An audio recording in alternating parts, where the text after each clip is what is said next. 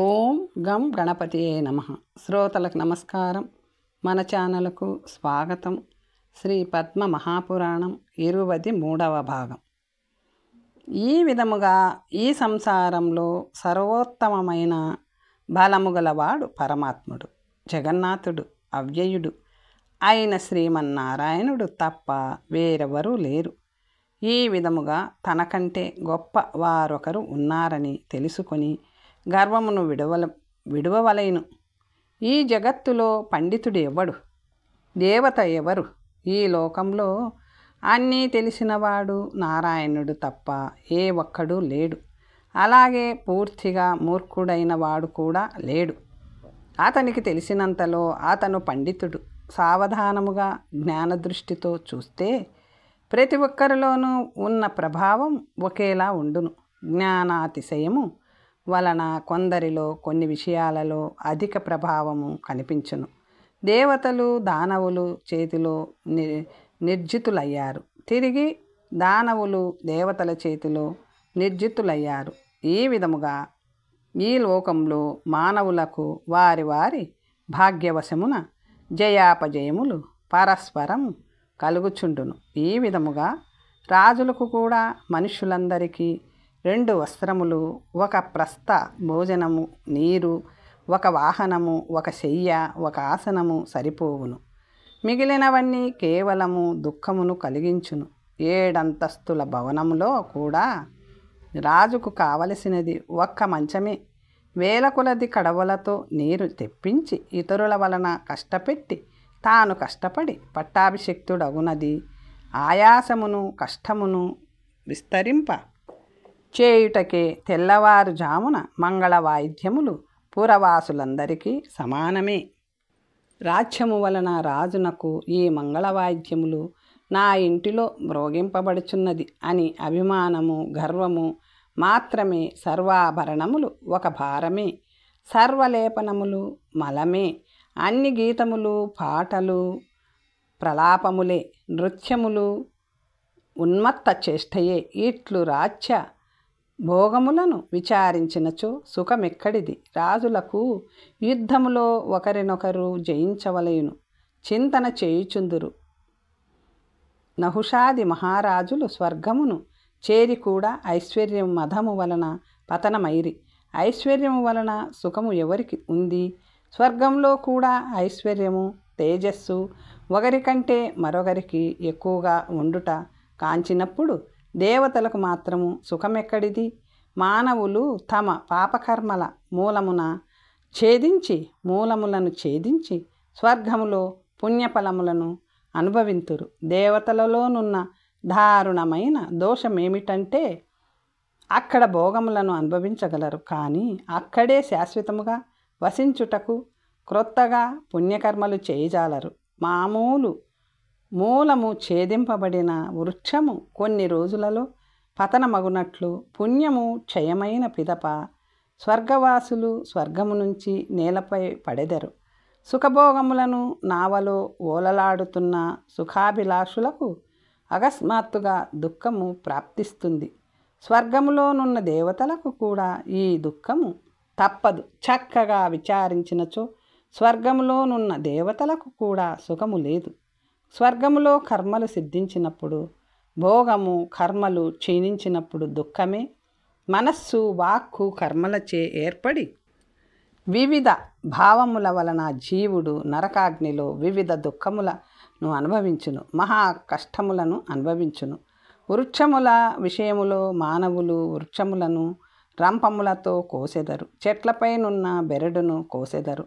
ప్రచండ వాయువు వలన ఆకులు, కొమ్మలు, ఫలములు పడిపోవును. నదులు, ఏనుగులు, మానవుల చేత చెట్లు పెళ్ళగించబడును. అలాగే కారుచిచ్చు, దావానలము, మంచు పడుట, శోషము వలన స్థావర జాతులకు ఎంతో దుఃఖము కలుగును. పశువులు కూడా స్వాతంత్ర్యము లేక దుఃఖమును అనుభవించును. భుజంగములు, సర్పములు క్రోధము వలన దారుణమైన దుఃఖము కలుగును. దుష్టులను చంపుట, పాశములచే బంధించుట కలుగును. కీటకముల విషయములో అకస్మాత్ జననము, అకస్మాత్ మరణము నిరంతరము జరుగుతూనే ఉండును. నరీ నృపములకు కూడా అలాగే జరుగుచుండును.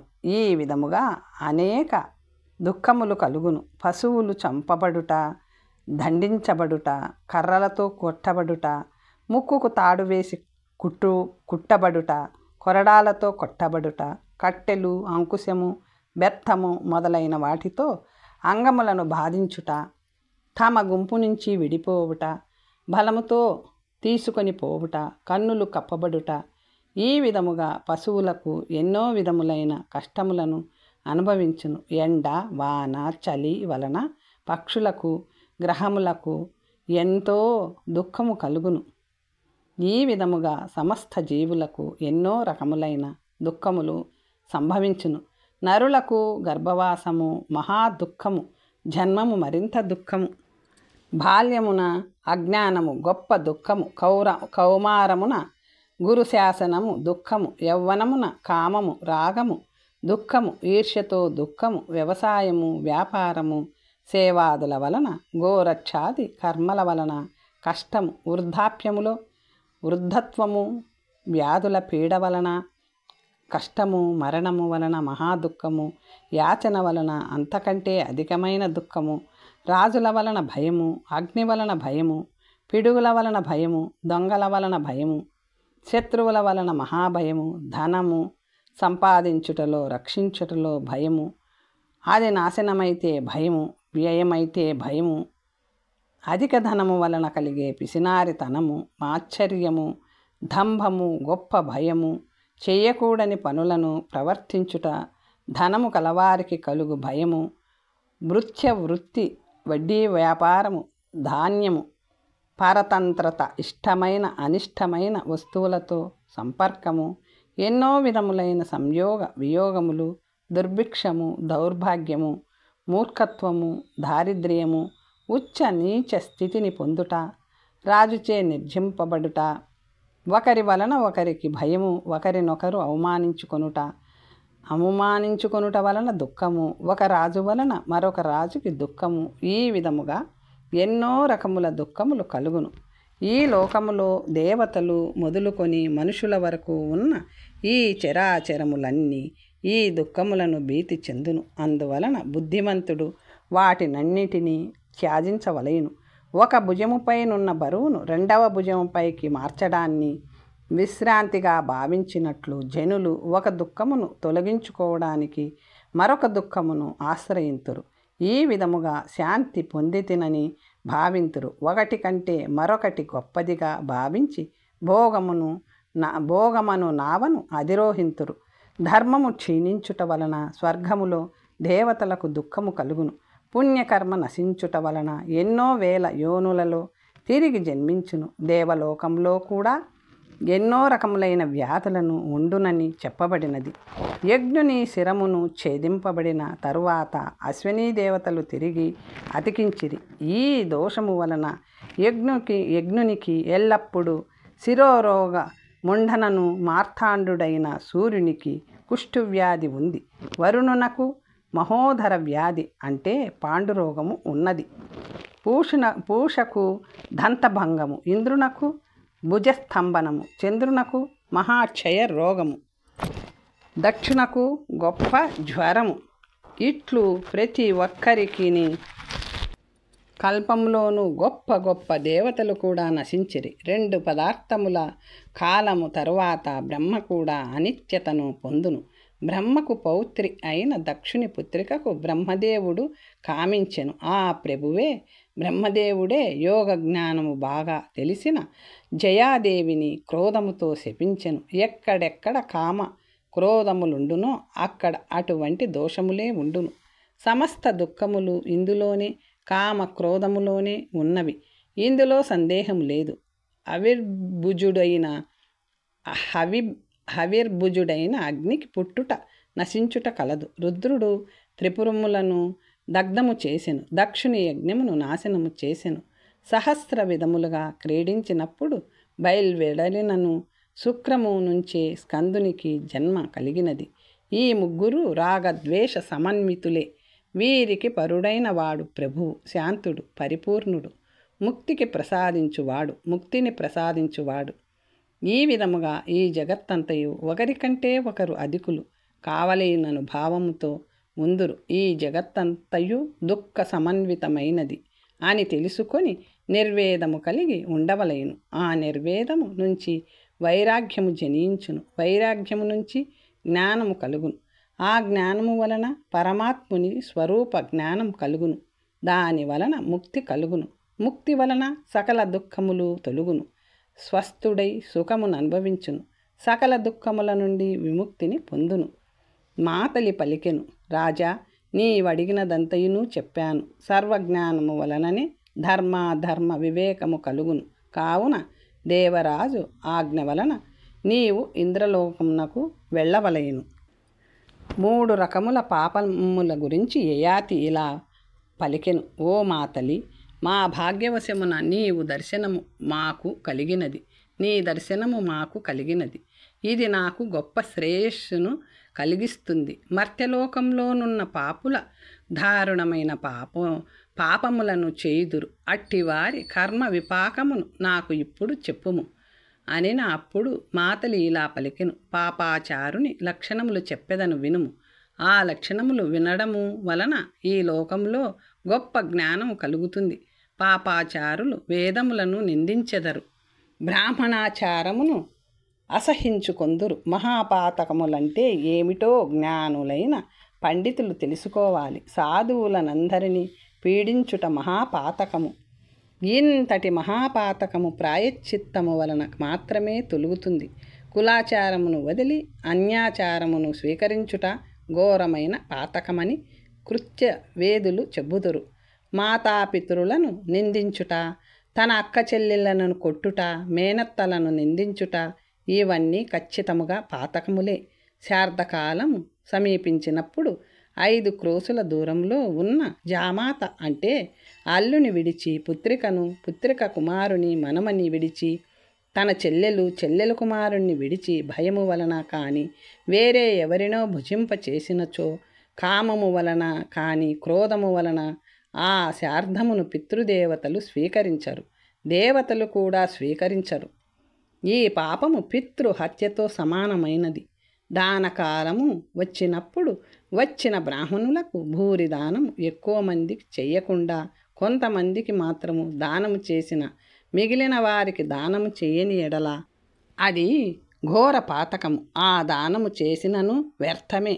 అటువంటి దానము దాన ఫలమును నాశనము చేయును. యజమాని గృహములో సేవ చేయుటకై ఉన్న బ్రాహ్మణులను విడిచి వేరెవ్వరికో చేయు దానము కాదు. తనను ఆశ్రయించిన ధర్మాచార సమన్వితుడైన విప్రుని అనేక ఉపాయములతో దానములతో చక్కగా పోషించవలయును. వచ్చిన బ్రాహ్మణుడు మూర్ఖుడా లేక విద్వాంసుడా అని గణించకూడదు. బ్రాహ్మణుని దానములతో సదా పోషించవలయును. ఇంటికి వచ్చిన సర్వ పుణ్య సమాయుక్తుడైన బ్రాహ్మణుని గౌరవించి పూజించవలయును. ఇలా వచ్చిన వానిని వదిలి వేరే ఎవరికో దానమిచ్చినచో ఆ దానం నిష్ఫలమగును. ఇందులో సందేహము లేదు. బ్రాహ్మణుడు, క్షత్రియుడు, వైశ్యుడు, శూద్రుడు ఈ 4 అన్ని పుణ్యకాలములలో తమను ఆశ్రయించియున్న బ్రాహ్మణుని పూజించవలెను. అట్టివాడు మూర్ఖుడైనను పండితుడైనను పూజించవలెను. దాని ఫలితమును వినుము. అశ్వమేధ యజ్ఞఫలము అతనికి కలుగును. శక్తి ఉన్నదానిని ఏ కారణముతోనైనను చెయ్యకుండగా ఉండరాదు. శార్ధకర్మలలో ఆ కాలమునకు ఇతర విప్రులు వచ్చినచో ఆ ఇద్దరినీ వచ్చిన వారిని ఆదివరకే ఉన్నవారిని భోజన వస్త్ర తాంబూల దక్షిణలతో పూజించినచో అతని పితృదేవతలు సంతోషింతురు.